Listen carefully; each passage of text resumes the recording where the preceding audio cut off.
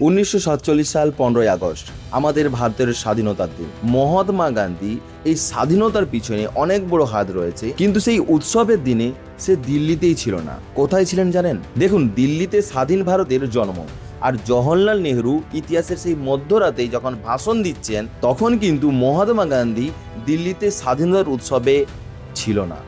তিনি ছিলেন কলকাতায়, সাম্প্রদায়িক হিংসা থামানোর চেষ্টা করছিলেন। সেই মানুষের সঙ্গে দেখা করা, শান্তির বার্তা দেওয়ার মধ্যে দিন কাটাচ্ছিল।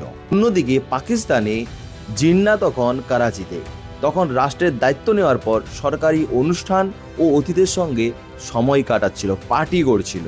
অর্থাৎ এই একই 15ই আগস্ট কারো কাছে স্বাধীনতার উল্লাস, আবার কারো কাছে দেশভাগের রক্তাক্ত বাস্তবতা। 1947-এর 15ই আগস্ট শুধু স্বাধীনতার দিন ছিল না, এটা ছিল আনন্দ, দেশভাগ আর সাম্প্রদায়িক হিংসার একসঙ্গে উপস্থিত থাকার দিন। তাই ইতিহাসের এই দিনটাকে উৎসব হিসাবে নয়, তার পুরো প্রেক্ষাপটটাও মনে রাখা জরুরি।